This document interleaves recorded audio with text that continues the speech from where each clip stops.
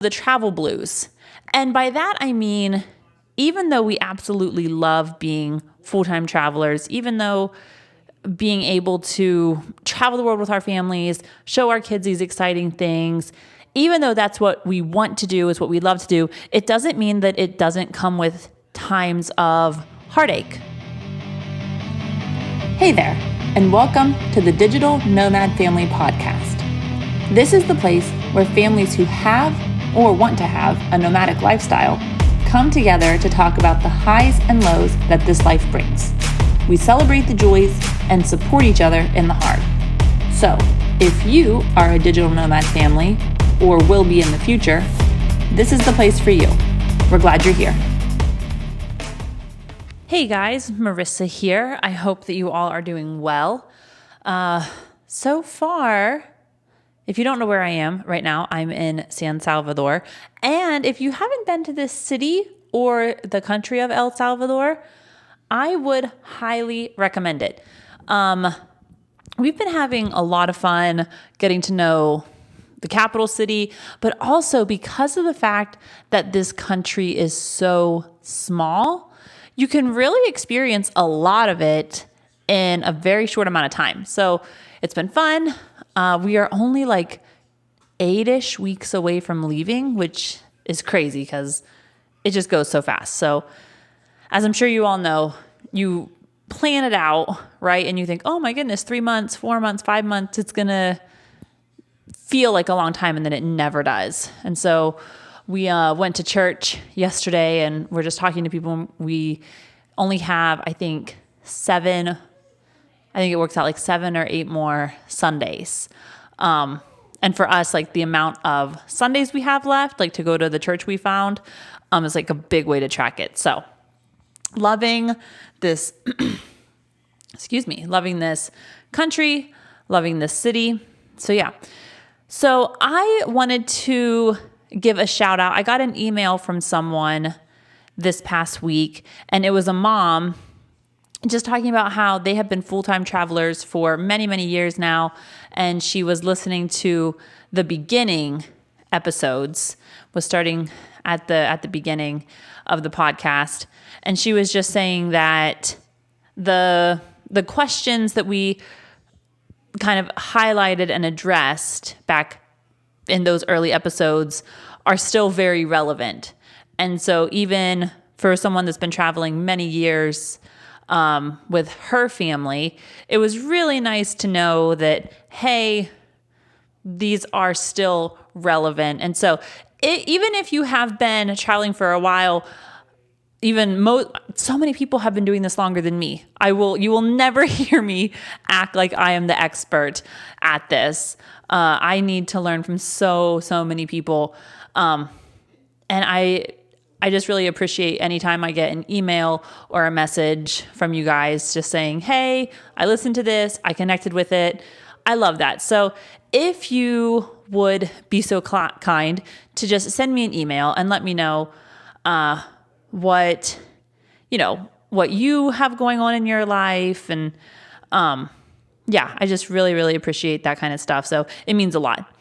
We're going to keep going in this series that we're in called Disaster Diaries. And today we are going to talk about the summer travel blues. I guess we shouldn't say summer blues, huh?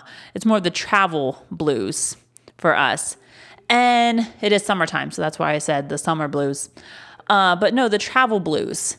And by that, I mean, even though we absolutely love being full-time travelers, even though being able to travel the world with our families, show our kids these exciting things, even though that's what we want to do, is what we love to do, it doesn't mean that it doesn't come with times of heartache, right? And so we're just going to kind of touch on those, and I'm going to try to give some practical. Some of these are not new, okay? So please don't think that I'm going to give you 5 brand new ideas that you've never heard of. I'm just going to kind of give you permission, if you will, to revisit these ideas that might not be new ideas, but maybe you haven't done it in a while. So that's what this is all about, the travel blues. And so Something that I know I personally struggle with is anytime there is something back in my passport country that I wish I could be there for. This can be either a good thing or maybe not a good thing. And so a positive example might be maybe there's an annual family tradition that you guys have always done. This is something that your family does every single year, and you're not there because flights back to your passport country are just too expensive to justify being there for a one-day event or something. Maybe there's a church picnic, a family reunion, something like that, but you were always at it before and now you can't be. And those are good, positive situations. Those are good, positive things. And it's not that you're upset that it's happening. You're just a little sad that you can't be a part of it. Another thing that could be happening, and I actually am living this out right now as I record this episode. My mom is moving from her current home to a new home and had to sell her house and everything. And so just went through the selling process, went through packing a house, went through moving, and she went through all of this. That's a lot of work. And I wasn't able to be there with her to go through that. And so there might be something like that for you. Maybe your family member or a really close friend is just walking through a really hard season. Maybe they have to have a surgery. Maybe something's happening with their job. Maybe something is happening in someone's personal life. And if you were in your passport country, you would be there physically for them and with them in a heartbeat. But it also doesn't necessarily justify everything you'd have to go through to be there when you're in a completely other country. And I think that this is the reason I'm so glad we're doing this series, because I think when you are the people back in the passport country, it can be frustrating to be like, well, why can't they just come on a plane and be here for this? Whereas us that are traveling, like if you were to sit down and tell me, man, I was so upset, this thing happened, and I wasn't able to be there. It was my dad's 70th birthday party, and I wasn't able to be there, and my whole family got together and they were so excited, but my siblings are a little upset with me because I didn't fly back. I'm going to instantly understand where you're coming from, right? Like another traveler is going to go, oh man, that's rough. Like, I'm so sorry that you weren't able to be there. I'm sorry that they don't understand. And that's okay. I think that we need to give people grace in not understanding this lifestyle. That's just a part of it, right? And kind of like we talked about in the first episode of this series, go back and listen to it if you haven't. I think it comes down to communication in those moments, right? Of just explaining like, hey, for me to come back for dad's 70th or to be there helping mom pack up the house or for this surgery or for someone's college graduation, it's not that I don't care. It's just that everything that would have to happen for me to not be in the same country as my family, that's a big, big deal. And maybe there are some times that it can happen, but this just wasn't one of those situations. So I do think it comes down to communication. And so go back and listen to the first episode of the Disaster Diaries, all about family and friends who are a little more anti-travel. So, and I think that's a good place to kind of start. But I do think that there are some really practical things we can do to help when we have these travel blues. I think another time we can have travel blues isn't necessarily if something is happening back in our passport country. It can be maybe you're going through, I'm laughing because I'm like, oh my gosh, I remember this. Like, this is so, so real for me. All of us as travelers, we understand what a season of fast travel is like. And by fast travel, I mean you're only in the apartment for maybe 2 weeks, right? Like maximum 2 weeks, you're in the same place. And then you're packing the bags, you're getting on the train, you're getting on the plane, you're getting on the bus, and you're going to the new place. And like even in those fast travel seasons, 2 weeks is like a gift, right? I remember when we were in Europe the last time and we were just like flying through Poland. And I was like, oh my gosh, if I have to pack these bags one more time, I'm going to lose my mind. Like you get like, there's almost this feeling of like it's like stress paralyzed in a way, right? Like you have to pack it, everything that has to get done. The last time we were in a season of fast travel, I was in all apartments that didn't have a dryer, like for our clothing. And I had to plan it out so well so that we didn't have any wet clothing going in our bags. Now, thankfully, we were just on trains and they weren't super long train rides, just like maybe a couple hours. And so we could put like kind of some wet stuff, like in like a garbage bag or something if we absolutely had to. But it's like, it just becomes so much to think about, like, oh, well, we need to have it washed by this day so it can get dry and it can be packed by Tuesday morning, right? Like, and there are times where that just brings a certain amount of travel blues with it because you're just like, where's the fun right now? Where's the excitement? Where's the joy? Because right now, all my brain can think about is laundry or the groceries or fill in the blank with whatever not fun logistic you're feeling overwhelmed with at the moment because you're in a season of fast travel. And I love fast travel. I don't want you guys to think that I don't love fast travel. I do. My kids love fast travel. But there is just something about the stress that it brings that is different from a more slow travel season. So when I kind of talk about this idea of travel blues, whatever is bringing the negative emotion that you're feeling, and I'm calling it blues because I kind of want to address this idea of like a sadness, if you will, that comes with traveling, that again, I don't think people that aren't living this lifestyle would fully understand, because not to say that they don't understand sadness or anything, but I think it's a very widely accepted misnomer that when you're a full-time traveling family, you're always on vacation, and you're not. You're just living life in a new apartment or a new house or a new duplex or a new wherever you happen to be that month, right? And everything still goes with. All the stress still goes with. And so I kind of want to just help us out of 5 ideas. I have 5. If I think of anything else, I might just throw it in, guys, because that's how we roll here on Digital Nomad Family Podcast. But I have written down 5 ideas to kind of help push us through. And again, these are not all brand new ideas that you're going to go, oh my gosh, Marissa's a genius. No, never will Marissa and genius go in the same sentence, and I'm fine with that. But I feel like sometimes we need permission to do something, as weird as that sounds, right? Like we need permission to do this thing. So let's just jump right in. What can we do when we are experiencing some travel blues? Number 1, plan a special night.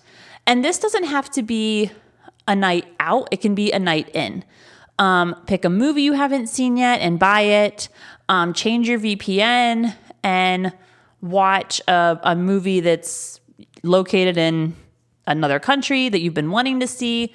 But plan a special night. Make a good dinner, make some of your favorite food, and put it on the calendar, right? Say like, hey guys, this Saturday night, we're going to do this.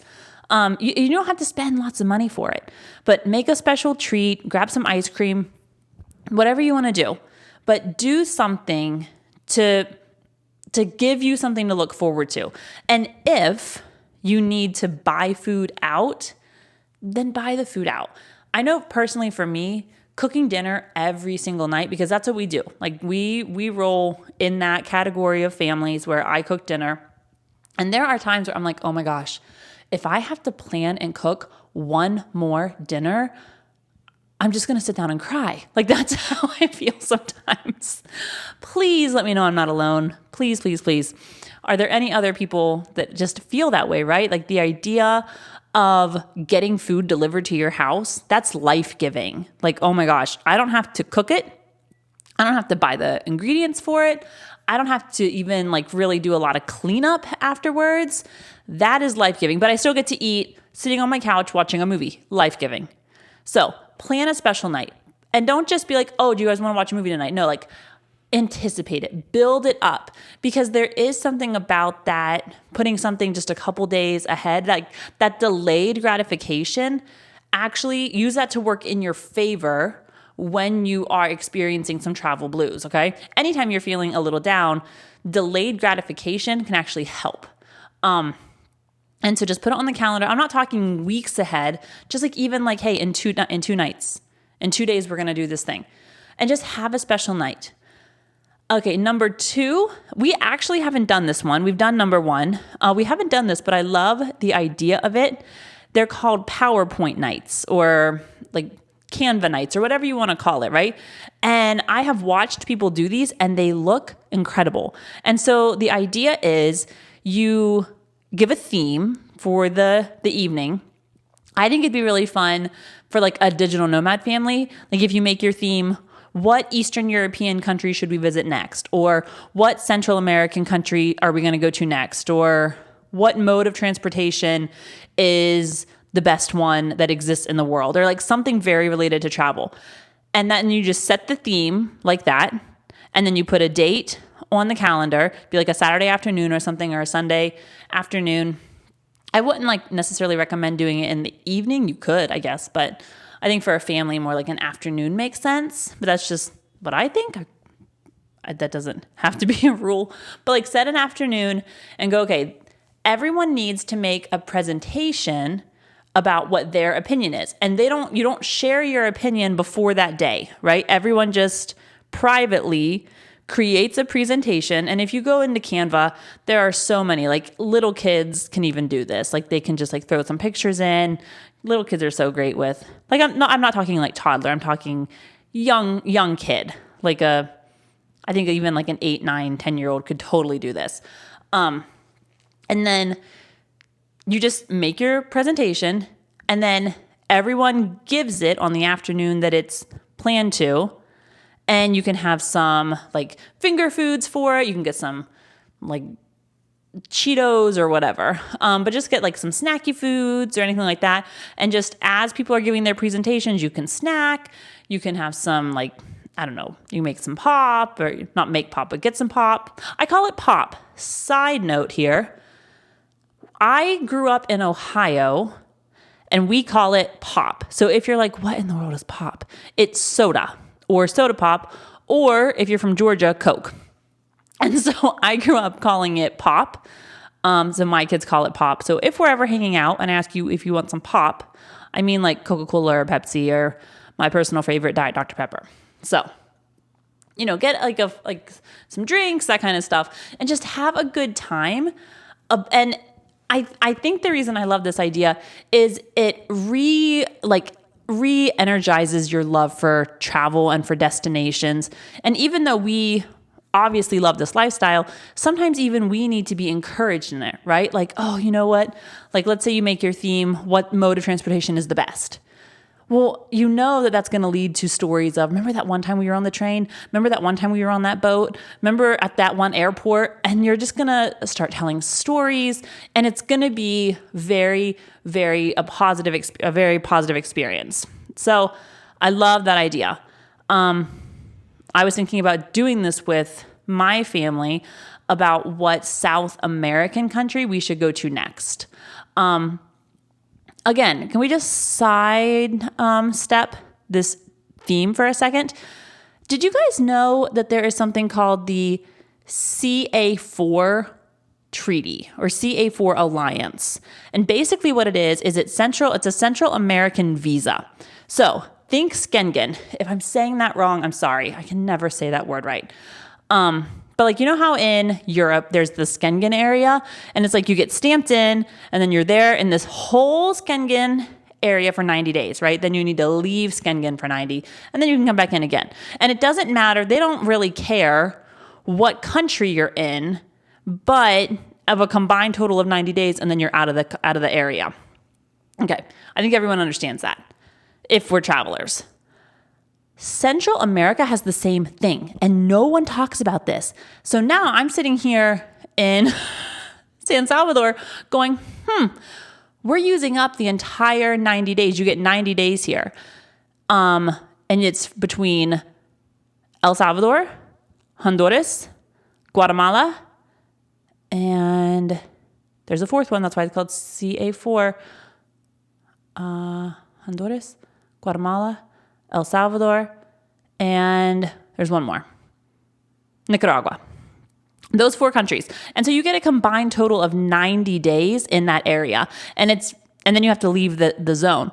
And so we already had our Airbnb, like our apartment booked for 90 days here. So now we have to and we were just then going to go over to Nicaragua, but now we learned we can't. So if you're planning on being in one of those 4 countries for more than 90 days, just be aware you might have to leave the CA4. Do some research on that. It was brand new to me. Anyways, so now I think we're going to go back down to South America. Not a big deal. It is what it is. But I just wanted to throw that out there for anyone else spending time in Central America. So yeah, so do a presentation night. That's my second one. Number 3, look at old photos. One of the things that we travel with is an Amazon Fire Stick. And we do it mostly because we're lazy and I don't want to have to log into all the different apps on every single smart TV we stay in. So we just travel with our Fire Stick. All the apps are on that. We're already logged in. We just plug it into the TV. We've never had an issue. And when I say never, I mean never. We've never had an issue. Every single TV we've ever had has a USB port. Not a big deal.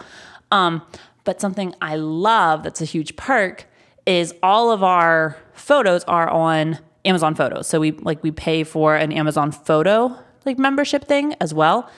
And so with our Fire Stick and then connected to our photos, we can just use the television as this photo album. And it is so fun to just look back through and just be like, hey, you guys want to look at our pictures from Istanbul? Do you guys want to look at the pictures from Prague? And you can just go through and just look at old pictures. And that is so rejuvenating that I would encourage it. If you are struggling with some travel blues, find it, put an app up on your television and try to find a way to just look through your pictures together, because it's gonna trigger amazing memories and stories and situations. And that's going to kind of give you the spark that you need to go, okay, I can pack this bag tonight. I can do this. I can go wash that laundry. I can go plan another week's worth of meals. I can go try to learn about this travel visa that is stressing me out like no other visa has ever stressed me out, right? It's just so rewarding to look back at our pictures.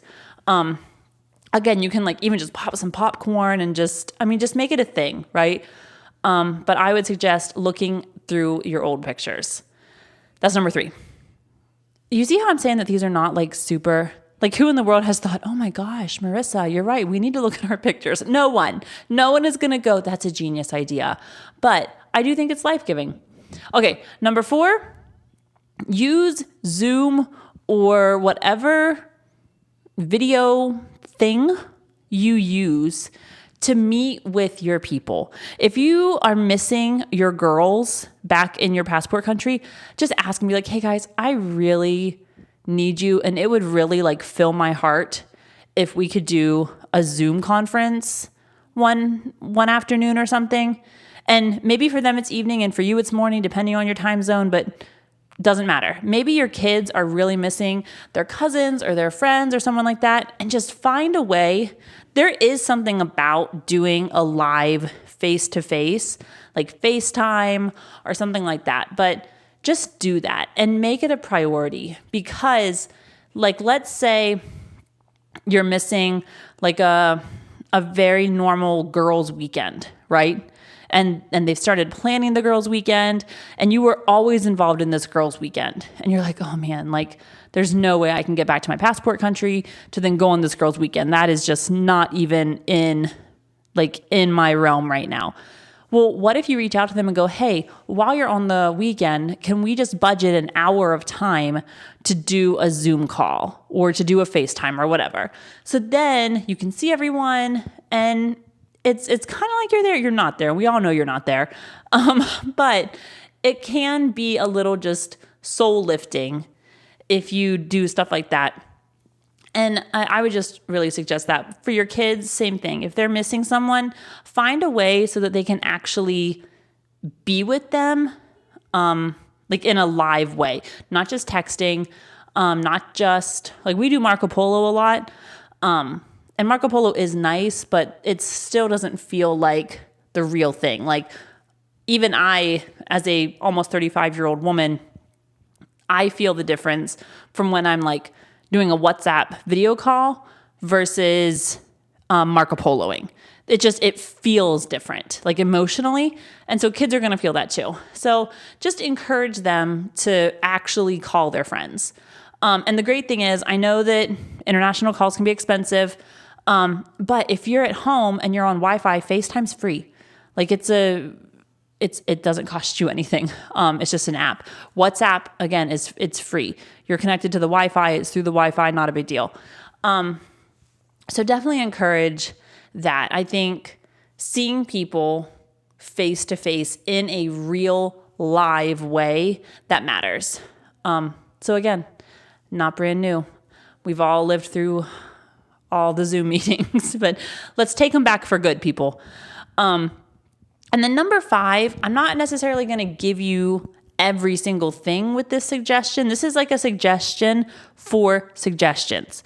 But what I think you should do is think about what you're missing and how you can help or how you can be a part of it. So a couple things that we have missed. Eric's dad turned 70 and we missed that. Well, that doesn't mean we can't be a part of it, right? We can still jump on Amazon and send him a gift. We can still do things like that. When my mom was moving, I can still send food, right? I didn't. Please don't think I did. But like I did, you can like send money, which like I did do that. But even nowadays, you can go on, there's so many food delivery apps, right? Or even if you know the restaurants in their hometown, you can contact them and just be like, hey, here's the address I need it delivered to. We have amazing technology to be able to help with that kind of stuff. So let's say it's your best friend's kid's birthday, right? And if you were in the country, you would be there because it's your best friend. They're basically family, and it's their child's 5th birthday party, right? Well, I don't think the option has to be, well, I'm either there or I'm not there. I think it can be, I'm not there physically, but what can I do to be of assistance while I'm away? So you can either just send your friends some money and be like, hey, put this toward the bounce house or something like that. Or just reach out and go, hey, like I would absolutely love to hire a princess or a pirate to come to the birthday party because I know you're on a pirate theme. And I was researching on Google, and there's this party person that they dress like a pirate and they come. What do you think? And if they're on board with it, then like do that kind of stuff. But just think, okay, what am I missing? Like physically, what am I missing?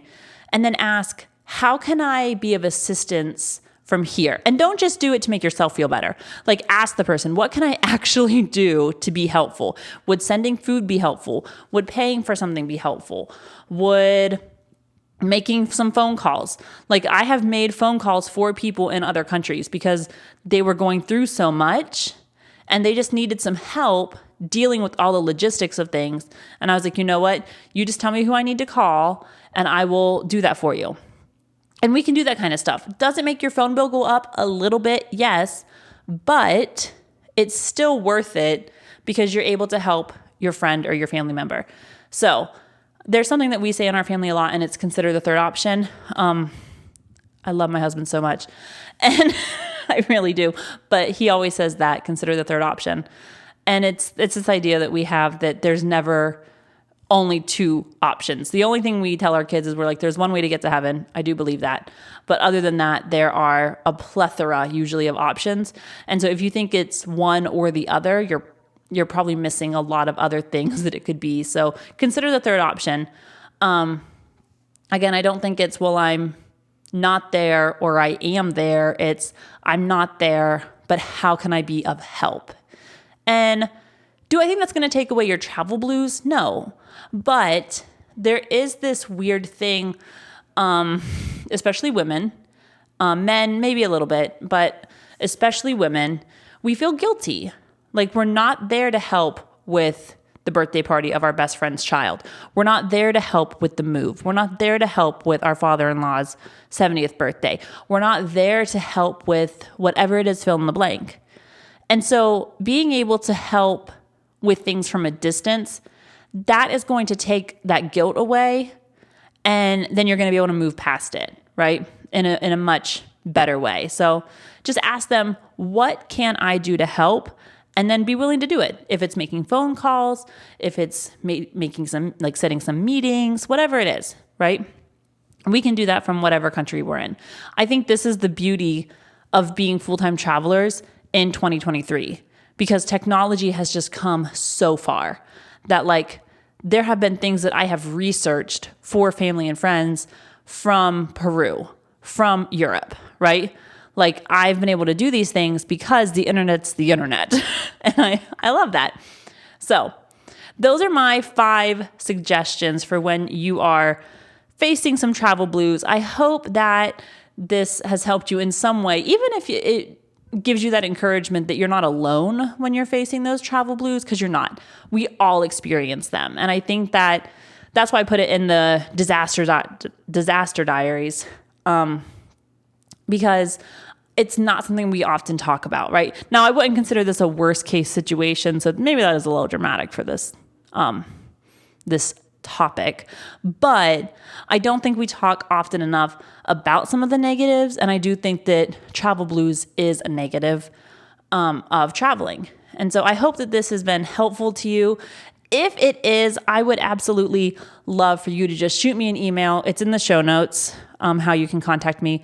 And also, if you haven't pushed that little plus button on Apple Podcasts to subscribe to this, I would really, really appreciate it. It helps us get seen by other people, and that helps us grow, and it helps us get the word out. And then it's going to help even more people, hopefully, enter the space of full-time traveling families. And that is what I would love to see. I would love to see this lifestyle just become so normalized that everyone's like, oh yeah, we did that for a while. Like, oh, cool, great. So however you're listening to it, to this episode, please make sure you subscribe. And also, if you find any value in this, I would really appreciate a review or a rating. So if you just take, literally just a minute and just let me know what you think about this. If you think it's worthy of a 5-star, really appreciate that. If you think that something could be changed and tweaked and improved, tell me. I am totally open to new things, to new topics, to just so many new things. So again, thank you so much for listening. And if you get anything out of this, I really, really would love to hear about it, either via email or in a rating or review. So I hope you guys are doing well. I hope you're not struggling with travel blues right now, but if you are, maybe one of these 5 suggestions would help you get through it. And yeah, so I'm thinking about you guys. And as always, I hope you continue to travel joyfully.